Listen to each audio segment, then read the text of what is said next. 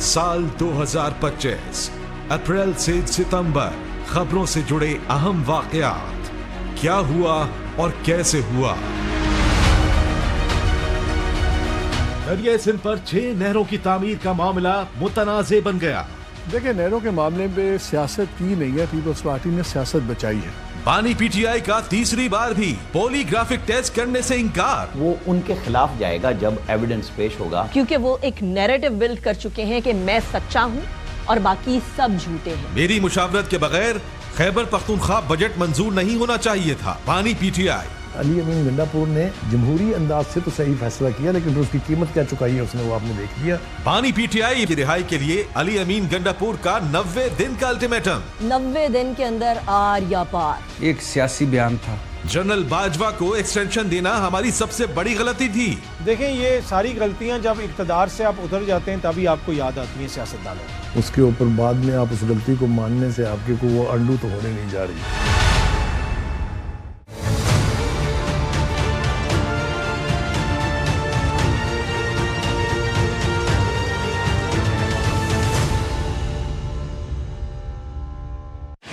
अप्रैल 2025 PP intra party इंतखाबात। बिलावल भुट्टो 4 साल के लिए चेयरमैन मुंतखब। Intra party election, Chaudhry Shujaat Pakistan Muslim League के मरकजी सदर मुंतखब। असल में जो सियासी जमातें ना बदकिस्मती से जागीरों और फैक्ट्रियों की तरह चल रही हैं। जो एक साइड साहब हैं वो मालिक हैं और बाकी सब उनके कारिंदे हैं। जमहूरियत हमारी सियासी जमातों के अंदर मौजूद नहीं है, ये एक अटल हकीकत है। हम सारे कहते हैं कि हमारा इंतखाबी निज़ाम क्यों ख़राब है। बुनियादी वजह यही है कि सियासी जमातें लिमिटेड कंपनियां बन गई हैं, सिवाय एक जमात इस्लामी के। अच्छा, उसका इलेक्शन शफाफ भी होता है लेकिन वो पब्लिक नहीं मानती। बदकिस्मती यह है कि हमारे जो सियासी क़यादत है वो जो इस्टेब्लिशमेंट है उससे जमहूरियत डिमांड करते हैं, लेकिन अपनी पार्टी के अंदर जमहूरियत कायम करने के लिए तैयार नहीं है। ये सारे के सारे सब कुछ घर में रखने के कायल हैं, और जब घर के बालग मर्द ख़त्म हो जाते हैं तो फिर किसी और तरफ देखते हैं। जब तक आप अपनी पार्टी के अंदर जमहूरियत में लेके आएंगे, आपको कोई शख्स, कोई भी इदारा आपको जमहूरियत देगा नहीं। अगर आप उनसे जमहूरियत लेना चाहते हैं तो पहले आपको अपनी पार्टी को जमहूरियत देनी होगी। अप्रैल 2025 दरिया सिंध पर 6 नहरों की तामीर का मामला मुतनाज़े बन गया। कीनाल्स पर कैदी नंबर 420 की हुकूमत खत्म की। वफाक नया मंसूबा रोके वरना साथ नहीं चल सकते। बिलावल भुट्टो। देखिए, नहरों के मामले में सियासत की नहीं है, पीपल्स पार्टी ने सियासत बचाई है। पीपल्स पार्टी ने नहरों के इशू के ऊपर भरपूर सियासत की, और जिसे कहते हैं ना, बड़ी ओल्ड स्कूल सियासत की, बड़ी मंजी हुई सियासत की। पीपल्स पार्टी के लिए खास तौर पे जो है वो खड़ा होना बहुत मुश्किल हो गया था, क्योंकि पीपल्स पार्टी हमेशा रिलाय करती है अपने इंटीरियर सिंध के वोट के ऊपर। अब वहाँ पे जब कौम परस्त जमातों ने इसके ऊपर एहतजाज शुरू किया तो पीपल्स पार्टी को अपने वोट बैंक के ऊपर जो है खतरा महसूस हुआ। जब अवाम की तरफ से एहतजाज हुआ और उस एहतजाज के पीछे खामोशी से पीपल्स पार्टी खड़ी भी रही, और बाद में उसको बहाना बना के इसको रीनिगोशिएट करने के लिए टेबल पे वापस रख दिया। सो आई थिंक ये बड़ी एक इंटेलिजेंस स्मार्ट मूव थी कि वो कहते हैं ना, if you can't beat them join them. They could not beat them so they joined them. Pakistan Peoples Party ने इस मसले पर अपनी संजीदगी दिखाई और वह हर लेवल पर संजीदगी दिखाई, और फिर हमने देखा कि उसका असर भी हुआ। यानी ये कुछ उन मसाइल में से एक है कि जिसमें पीपल्स पार्टी बहुत ज़्यादा लचक नहीं दिखा सकती, अपना वोट बैंक भी मुतासर होता है और उनका अपना एक मौके पर अपनी एक राय भी है। सो अब अगर ऐसा कोई मामला आता है, इसको पीपल्स पार्टी कितना टफ टाइम दे पाएगी, ये एक दिलचस्प मामला है।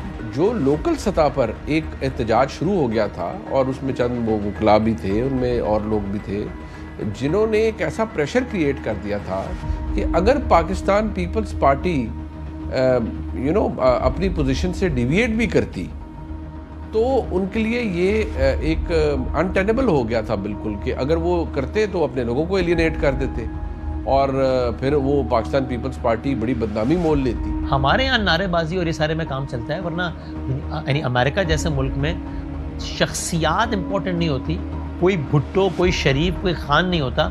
आज ट्रंप होता है वो कल फारिग हो जाता है, आज क्लिंटन होता है वो कल फारिग हो जाता है, आज बुश होता है वो कल फारिग हो जाता है। इश्यूज इंपॉर्टेंट होते हैं। अप्रैल 2025 मकबूजा कश्मीर, पहलगाम में सयाहों पर फायरिंग, गैर मुल्कियों समेत 27 अफराद हलाक।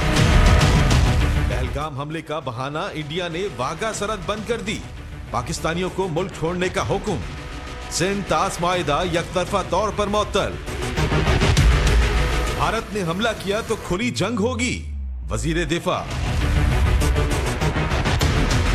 वजीर आजम ने नई नहरों की तामीर का काम रुकवा दिया, बिलावल का इजहार तशक्कुर। मंसूबा सूबों के इत्तिफाक राय से मशरू। पाकिस्तान पीपल्स पार्टी ने इस हवाले से जो मौक़िफ़ है उन्होंने इसके ऊपर बिल्कुल सियासी तौर पर इसकी अहमियत को समझा और हुकूमत पर दबाव डाला, और मैंने ये चीज़ प्रिडिक्ट की थी कि ये टेक्टिकल रिट्रीट करना पड़ेगा हुकूमत को।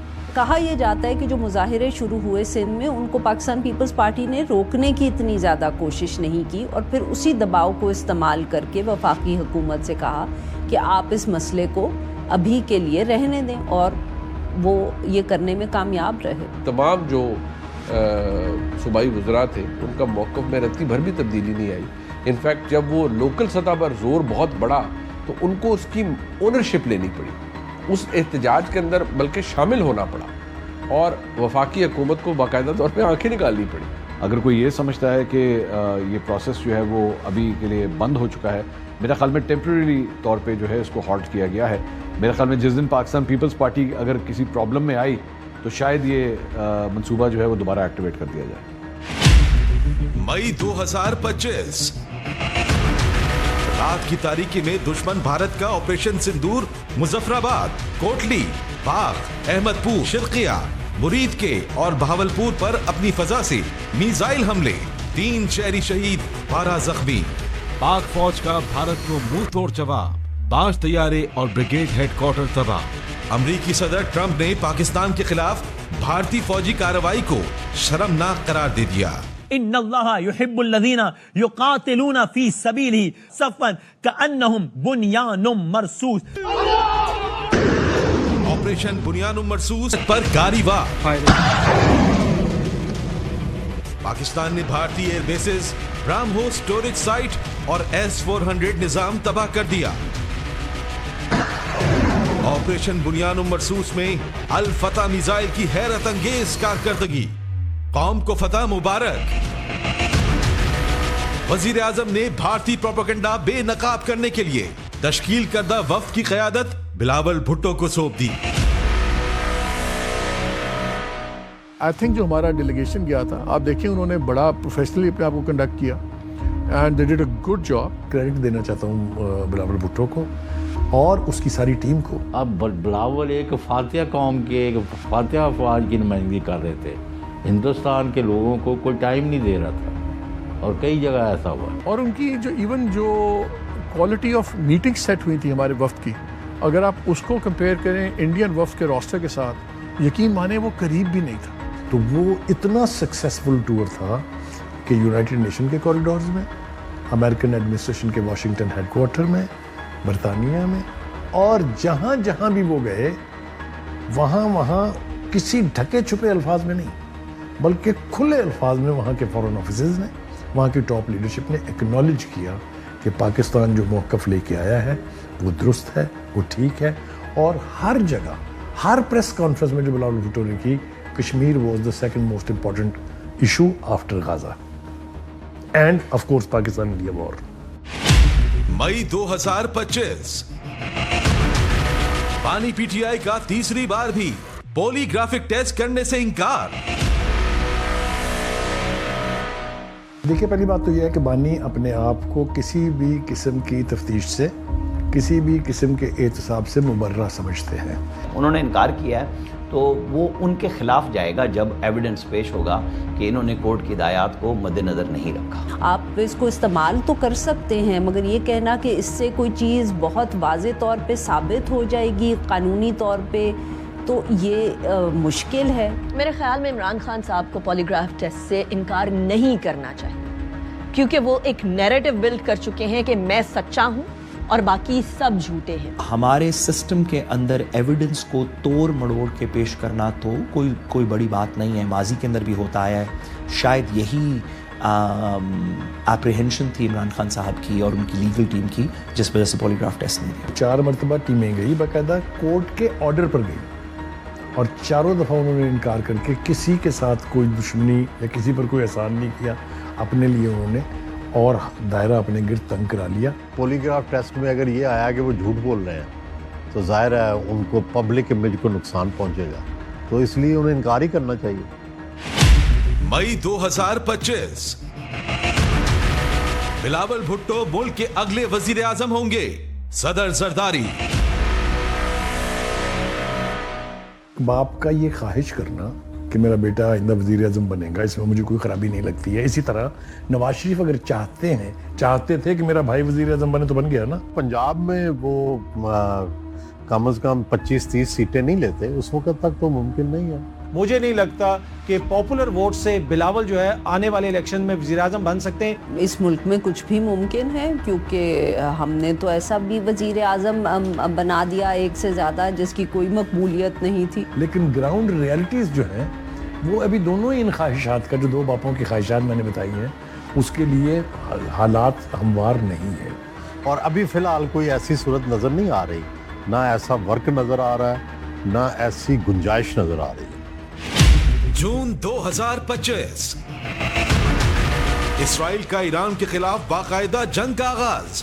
फौजी अड्डों समेत 100 से ज्यादा अहदाफ पर बमबारी। ईरानी जवाब, वादा सादिक सौम के तहत इसराइली शहरों पर मिसाइलों की बारिश।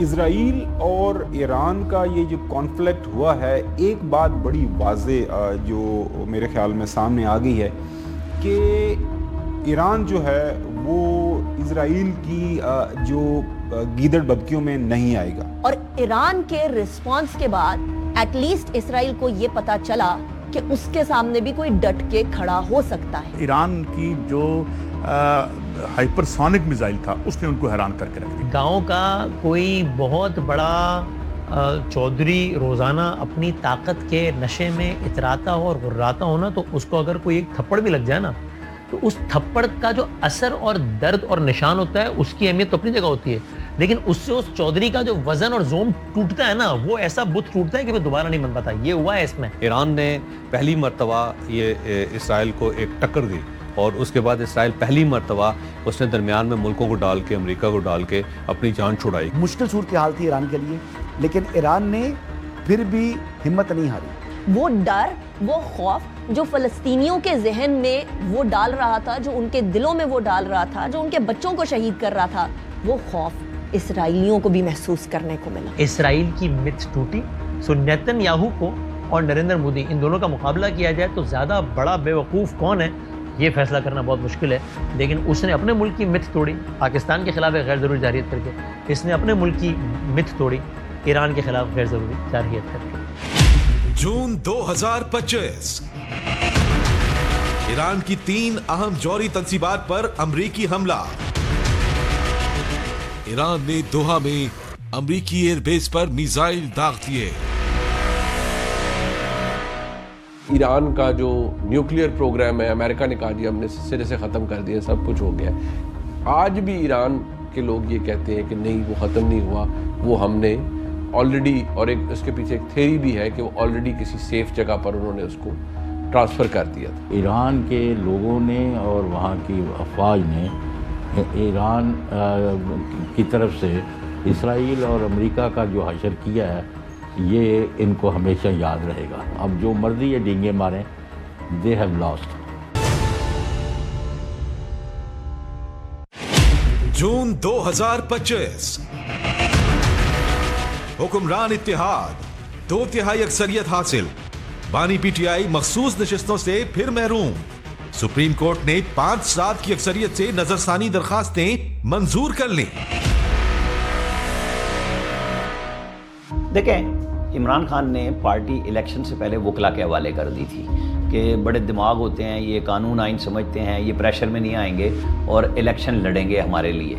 तो जब फैसला आया और काजी फायद ईसा ने बजा तौर पे जब रिव्यू सुना, तो उन्होंने कहा कि पार्टी का निशान लिया गया था, पार्टी तो नहीं ली गई थी आपसे, तो आपने अपने लोगों को अपनी पार्टी में क्यों नहीं शामिल किया? देखिए, गलती उन्होंने ये की कि एक ऐसी जमात के अंदर शामिल हुए जिसने खुद इलेक्शन में हिस्सा नहीं लिया था। कुछ शेर दे लोग भी जालिम सन कुछ सानू मरंदा शौक सी पाकिस्तान तहरीक इंसाफ पे ये बिल्कुल शेर फिट आई थिंक इन्होंने खुद ही तलवार निकाली, प्लेट पे रख के पेश की और गर्दन ने कट के। फरवरी वाले इंतखाबात से पहले अगर वो बाकायदा तौर पर अपने इंतखाबात को उस टाइम पर करा लेते जिस टाइम पर इलेक्शन कमीशन ऑफ पाकिस्तान ने इंतखाबात का बोला था, तो मामलात बेहतरी की तरफ।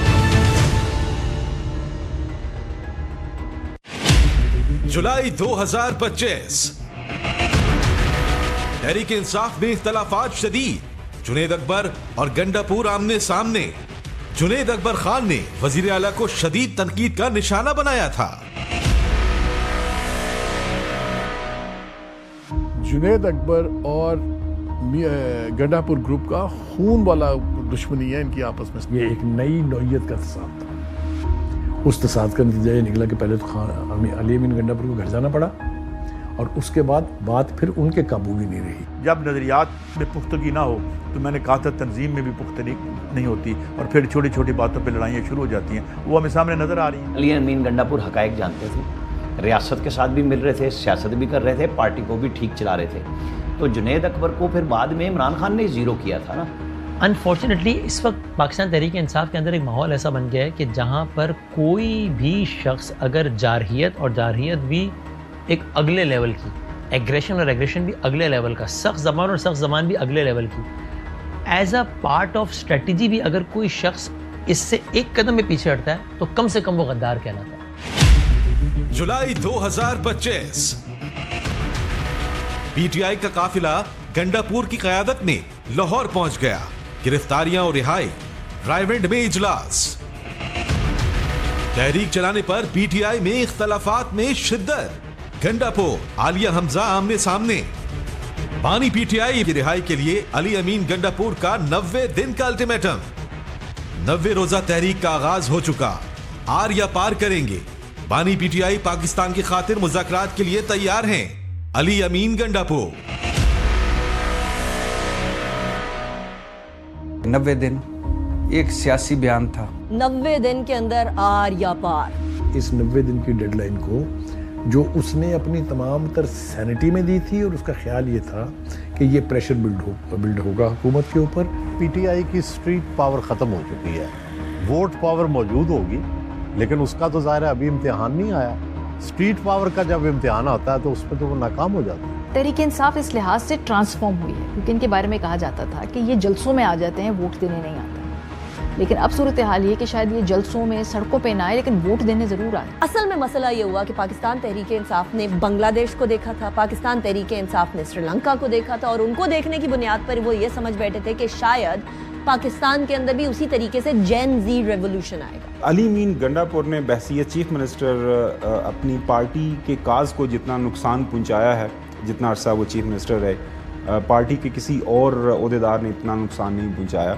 अली अमीन गंडापुर लाहौर आए और पूरा पैराफिनेलिया लेके आए अपने साथ, क्योंकि पंजाब की लीडरशिप नहीं निकली थी, क्योंकि आलिया हमजा ने ये दावा किया था कि मैं तो ऑन बोर्ड ही नहीं हूँ। कि लाखों लोग सड़कों पे इस तरह नहीं आते। ये जब इतना आगे से सख्त रवैया हो तो मजाक नहीं होता इन चीज़ों का। जो वोट दे जाए आ जाए ना, वो ज़्यादा खतरनाक होता है बजाय उसके कि जो सड़क पे एहतजाज करने के लिए आ जाए। घर पे बाप ना हो ना तो औलाद काबू में नहीं आती, तो सियासी पार्टी जिसका लीडर जेल में हो वो कैसे इंटैक्ट और कामयाब रह सकती है। पाकिस्तान तहरीक इंसाफ के बारे में एक वही जुमला है मेरा कि या ये दूसरों से लड़ते हैं या ये फिर आपस में लड़ते हैं। ये जो पुरानी की लीडरशिप है कभी कभी वो सही बात करते हैं कि किसके इंटरेस्ट में, इनके कितना इंटरेस्ट में है कि खान साहब बाहर आ जाए। अली अमीन गंडापुर जैसा वजीर आला एक गनीमत था तहरीक इंसाफ के लिए भी और मुक्तदरा के लिए भी। और क्या वो अगले ही दिन जेल तोड़कर खान साहब को रिहा करा सकते थे? नहीं। मैंने उस दिन भी अर्ज किया कि भाई खान साहब की रिहाई से मुतल्लिक कोई बातचीत नहीं है। जितनी बातचीतों के हवाले से खबरें आ रही हैं, इसमें खान साहब की रिहाई की तो कोई बात ही नहीं है। हुकूमत को भूल जाए, हुकूमत जो ऑफर कर रही है ना कि खान साहब बाहर आने, हमें एतराज़ नहीं है, तो भाई माजरत के साथ हुकूमत तो कुछ करने वाली नहीं है। जुलाई 2025 पीटीआई खैबर पख्तूनख्वा में सेनेट टिकटों की तकसीम पर बड़े इख्तलाफात, देरीना वफादार कारकुन नजरअंदाज, बासर और अमीर शख्सियात को टिकट दे दिए गए। सर देखिए, ये जो सेनेट का इलेक्शन है ना, ये हमेशा एक गिव एंड टेक का इलेक्शन होता है। टिकटों की तकसीम के हवाले से ये तो हर जमात के अंदर 2-3 कैटेगरीज होती हैं। पीटीआई का ये ट्रैक रिकॉर्ड है केपी में स्पेशली कि इनके लोग बिकते हैं। There is nothing like free lunch in PTI. Tehreek Insaf के जो बानी चेयरमैन हैं वो हमेशा मालदार शख्सियात को तरजीह देते रहे हैं। जो स्वाति साहब थे, आजम स्वाति साहब, वो पता नहीं कहाँ से आए और पार्टी के अंदर आके और अभी बैठे भी नहीं थे और वो सेनेटर मुंतखब हो गए, और उसकी वजह ये है कि अमीर आदमी थे। एक तो वो लोग होते हैं जो जमात के लॉयलिस्ट होते हैं, फिर एक वो लोग होते हैं जिनके पास पैसा ज़्यादा होता है, वो अपनी टिकटें खरीदते हैं क्योंकि पार्टी भी तो चलानी है ना। अली अमीन गंडापुर को ये पता था कि खुफिया वोटिंग में कुछ भी हो सकता है, और उनको पता था कि अमीर उम्मीदवार अगर हमारे हैं तो दूसरी तरफ भी मौजूद हैं जो आके कुछ भी कर सकते हैं। ये हर जमात के अंदर जब पैसे वाले लोग आते हैं तो वो डोमिनेट कर जाते हैं। तहरीक इंसाफ भी कोई एक्सेप्शन नहीं है, और इसमें तमाम सियासी जमातें इस इलेक्शन का इंतज़ार करती हैं और ठीक ठाक किस्म के खांचे लगाती हैं, जो एक लोकल ज़ुबान में मैं आपको ये बता सकता हूँ, और इसमें सारी पार्टीज सेम पेज पे होती हैं। जुलाई 2025 खैबर पख्तूनख्वा हुकूमत और अपोजिशन के दरमियान बिला मुकाबला सेनेट इंतखाबात का मुआहदा हो गया। अंदरूनी इख्तलाफात या अपोजिशन को सहूलत, सेनेट इलेक्शन पीटीआई ने 5वीं नशिस्त क्यों छोड़ी, टिकटों की तकसीम के मामले पर पीटीआई के इख्तलाफात ने मजीद शिद्दत।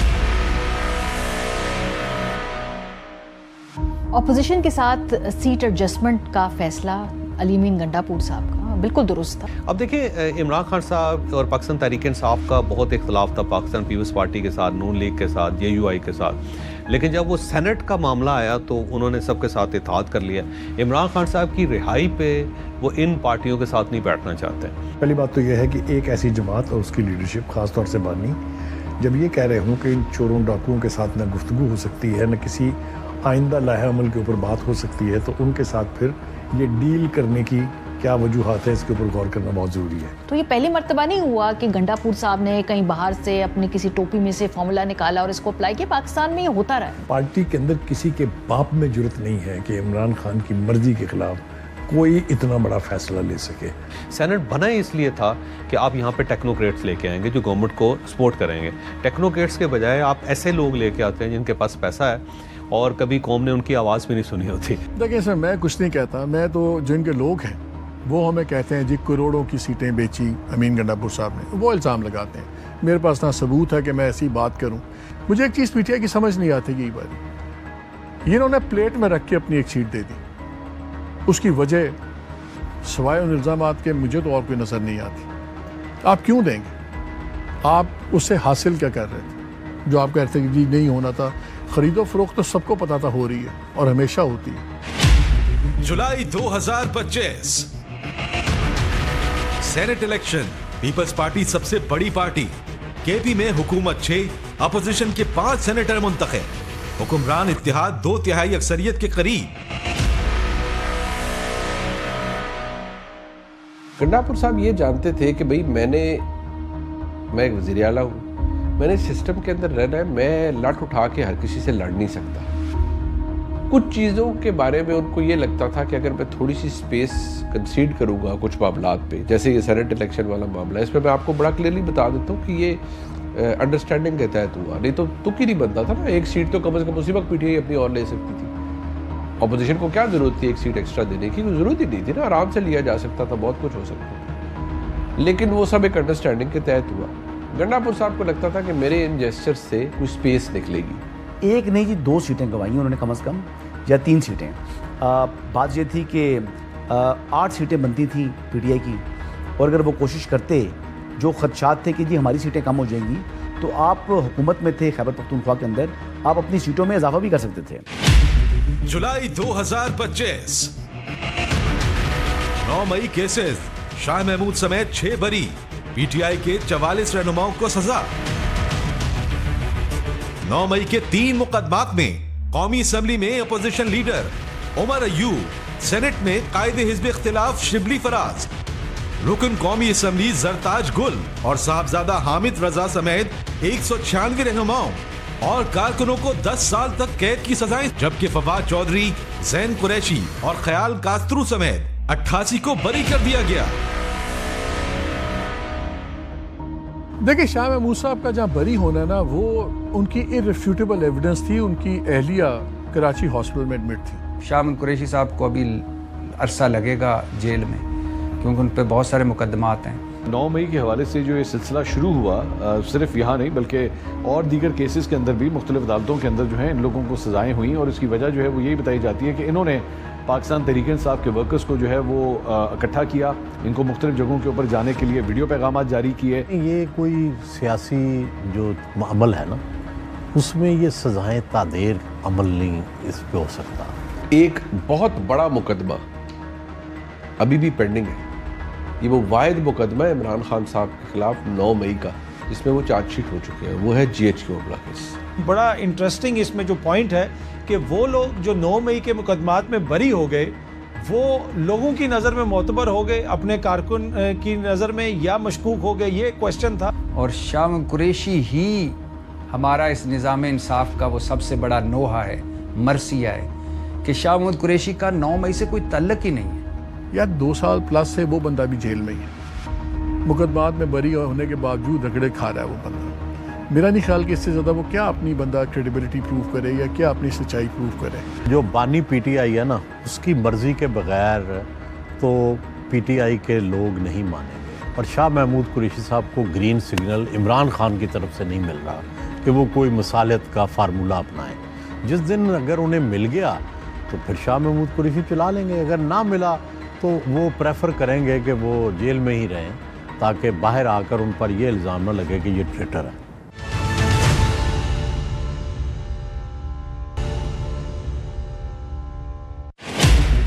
अगस्त 2025, जनरल बाजवा को एक्सटेंशन देना हमारी सबसे बड़ी गलती थी। कौम से माफी मांगते हैं PTI रहनुमा असद कैसर। असद कैसर साहब माफ़ी मांग रहे हैं, अच्छी बात है। देखें, ये सारी गलतियां जब इक़्तिदार से आप उतर जाते हैं तभी आपको याद आती हैं सियासतदानों को। बाद में जब किसी शख्स पे बुरा वक्त आए तो सब लोग इस तरह की बातें करते हैं। एक ऐसी गलती जिसने पूरी की पूरी काया पलट दी हो, उसके ऊपर बाद में आप उस गलती को मानने से आपके को वो अंडू तो होने नहीं जा रही। अगर ये इस गलती के ऊपर आज ये माफ़ी मांग रहे हैं तो फिर ये भी वादा कर लें कि आज के बाद कभी ये गलती नहीं करेंगे अगर हुकूमत में आए। असद कैसर साहब शायद ये भूल गए हैं कि इमरान खान साहब कह चुके हैं जब हुकूमत में थे कि जन बाजवा से ज़्यादा सुलझा हुआ आदमी कोई नहीं है, डेमोक्रेट इंसान कोई नहीं है, और ये रवायती चीफ नहीं है, और जन बाजवा ना होते तो हम बहुत सारे काम ना कर पाते। तो असल इम्तिहान चाहे वो असद कैसर साहब का हो या पाकिस्तान तहरीक इंसाफ का हो या खान साहब का हो, वो तब शुरू होगा जब ये लोग दोबारा इक़्तिदार में आएंगे। जब आपकी हुकूमत चली गई उसके बाद आपने किस चीज़ के मुज़ाकरात किए थे? जनरल बाजवा के साथ ऐवान सदर में बैठ के आरिफ अलवी के पास, आरिफ अलवी के ऐवान सदर के रिहायशी एरिए में, तो आप तो इसको गलती नहीं समझ रहे, आज आप समझ रहे हैं कि आपका दाव नहीं लग सकता। तो मेरे ख्याल में पाकिस्तान की कोई भी सियासी जमात आज के बाद अब इस पोजीशन में रही नहीं है कि वो अपने वोटर से ये वादा कर सके कि हम कभी एक्सटेंशन नहीं देंगे। अगस्त 2025, भारत को एक और धचका। 13 बरस बाद पाकिस्तानी वजीर खारजा का तारीखी दौराए बांग्लादेश, तिजारत समेत कई अहम वायदे होंगे। शंघाई ताउन सरबराही इजलास शुरू, पुतिन, शहबाज, मोदी समेत आलमी रहनुमा शरीक। कॉन्फ्रेंस कमीशन, रुकन मुमालिक में इत्तेफाक पैदा करना है। चीनी सदर। राना सनाउल्लाह के घर हमले का केस, उमर अयूब, शिबली फराज, जरताज गुल समेत 59 मुल्जिमान को 10-10 साल कैद की सजा। बानी PTI की ज़िमनी इंतखाबात न लड़ने और पार्लिमानी कमेटियों से मुस्ताफी होने की हिदायत। नासिर अब्बास सेनेट, अचकजई कौमी असेंबली में अपोजिशन लीडर नामजद। ये PTI का फैसला नहीं है, इमरान खान साहब का फैसला है, और उसकी बुनियादी वजह यह है कि इमरान खान साहब को अपनी पार्टी के किसी शख्स के ऊपर एतमाद नहीं है। ये गलत फैसला था। उसकी लॉजिक मुझे समझ नहीं आई। कमेटी से रिजाइन करना इस दौर का पाकिस्तान तहरीक इंसाफ का सबसे बड़ा ब्लंडर था। ये एक ब्रिलियंट पॉलिटिकल मूव है। वो मैं इसको क्यों ब्रिलियंट पॉलिटिकल मूव कहता हूँ कि इमरान खान साहब अपने आप को बिल्कुल बरियुज़िम्मा करार दे रहे हैं। कभी भी बाइकआउट्स नहीं करने चाहिए। ये 85 की असम्बली का बेनज़ीर भुट्टो ने बाइकआउट किया, वो सारी ज़िंदगी पछताती रही। अचकज़ई साहब को नेशनल असम्बली के अंदर लीडर द अपोजिशन और सेनेट के अंदर अलामा साहब को लीडर द अपोजिशन बनाने की वो ये है कि ये वो लोग हैं कम से कम जो एक मज़ाहमती एक तरीक़ाकार या उसकी तहरीक के हवाले से कोई काम कर सकते हैं। और महमूद खान अचकज़ई साहब का तो इमरान खान साहब खुद माजी के अंदर मजाक उड़ाते रहे हैं और आज उन्हीं को जो है वो ये तमाम तर जिम्मेदारी दे रहे हैं कि आप जाके हमारे बिहाफ के ऊपर जाके मुज़ाकरात करें। सियासत जो है वो यही इसी आयरनी का नाम है कि आप जिसके मुखालिफ होते हैं एक दिन उसी के साथ जो है आपको दोस्ती करनी पड़ सकती है। उनको कौमी असम्बली के अंदर और सेनेट के अंदर यानी leader of the opposition nominate करना दर हकीकत अपनी जमात के जो लोग हैं उनके ऊपर जो है वो डिस्ट्रस्ट है शो करना है। जब आप इनफेक्टिव हो जाएं, आपको कुछ ना करने दें, आपको अपना पोजीशन लीडर इलेक्ट नहीं करने दिया, सेनेट में नहीं करने दिया, नीचे नहीं करने दिया, तो बाहर भी आ जाए तो मेरे ख्याल में कोई हर्ज नहीं। लिहाजा मेरे ख्याल में इस ख्याल के तहत इमरान ने किया और ये उसने एक लिहाज से अंदर बैठ के जो भी वो एक ही पुटिंग अप दिस जो भी वो अपनी एक स्ट्रगल कर रहे हैं मुबैना तौर पे, उसमें ये फैसला मेरे ख्याल में दुरुस्ती था। अब अगर महमूद अचकज़ई साहब या राजा नासिर अब्बास साहब भी इंकार कर देते हैं तो फिर इमरान खान साहब के बाहर से लेके आएंगे, अमेरिका से कोई बंदा लेके आएंगे या यूरोप से इंपोर्ट करेंगे या सेंट्रल एशिया से इंपोर्ट करेंगे। तो ये क्राइसिस है पार्टी के अंदर। वो जिसके ऊपर भी एतमाद करते हैं बाद में पता चलता है कि वही मुझे धोखा दे गया। तो इमरान खान साहब इस मामले में बड़े अकेले हैं बेचारे। मेरा नहीं ख्याल कि पार्लिमानी कमेटियों से मुस्ताफ़ी होने से कोई फ़र्क पड़ेगा हुकूमत को। हुकूमत तो चाहती है कि ये निज़ाम से निकल जाएं, इर्रेलेवेंट हो जाएं, तो ये गलत फैसला। एक अच्छा फैसला है क्योंकि पार्टी के जो बाकी लोग थे इंक्लूडिंग उनके जो पार्लिमानी लीडरान थे, पार्लिमानी पार्टी को हेड कर रहे थे, हर बंदे के ऊपर आधी दर्जन एक दर्जन केसेस थे। ये आप अगर वहाँ मौजूद रहते हैं तो कुछ ना कुछ स्पेस हासिल करते रहते हैं। अगर आप बाहर निकल जाते हैं तो स्पेस सारी ही उनको दे देते हैं अपने मुखालफों को, जिससे ज़ाहिर है उन्हें फ़ायदा होता है। सितंबर 2025 कालाबाग डैम सियासी इत्तेफाक न रखने वाले मुतनाज़े डैमों पर आवाज उठाते हैं बिलावल भुट्टो। कालाबाग डैम का इशू मेरे ख्याल में खत्म हो चुका हुआ है। मुझे याद है मैं कोई 11-12 साल की होती थी ना, तब अखबारों में हम पढ़ते थे कि कालाबाग डैम जो है वो बनाना चाहते हैं हुकूमत और उसके खिलाफ जो है कुछ जमातें खड़ी हैं। डैम तो बहुत से बनने चाहिए थे। हमने अपना बेड़ा गर्क पिछले 7 दहाइयों से ज़्यादा में बहुत सी जगहों पर किया है। एक वजह ये भी है कि दुनिया पानी कंजर्व करती है, हमारे पास वो सहूलत मैसर नहीं है, इसीलिए सैलाब भी आते हैं, बहुत कुछ होता है। ये एक ऐसा इशू है, वो कड़वी गोली नहीं होती जो ना निगली जाती है और ना उगली जाती है, ये उस तरह की सिचुएशन। ये एक गैर संजीदा गुफ्तगू होती है और सैलाब का पानी जब उतरता है तो साथ ही जो कालाबाग डैम है उसकी बहस आप देख रहे हैं मीडिया से ख़त्म हो जाती है। तो हमने अपनी कुव्वतें कालाबाग डैम के पीछे ही क्यों ज़ाया की? हमने ऑल्टरनेट बेहतर पानी स्टोर करने के रेजरवायर्स क्यों बनाने के बारे में नहीं सोचा? ना बनाए यार कालाबाग डैम, और थोड़ी जगह हम बना लेते हैं। मतलब किसी भी डैम ना बनने की या हाइडल से बिजली ना बनाने की सबसे बड़ी दिहाड़ी किसने लगाई? IPP। अगर वो आज नहीं सोचेंगे तो ये आने वाले वक्तों के अंदर एक हथियार के तौर पर भारत के हाथ में होगा कि हमारे पास हमारा पानी सेफ नहीं है और भारत किसी भी टाइम पर पानी रोक के कोई भी जारहियत कर सकता है। So we need to think about this today. ज़रूरत आपकी ये है आज की तारीख में कि आपके मुल्क में डैम बनने चाहिए, आपको पानी कंजर्व करना चाहिए, जो आप नहीं करते। सितंबर 2025 पंजाब का बेनजीर इनकम सपोर्ट प्रोग्राम के जरिए सैलाब मुतासिरीन की इमदाद से इनकार।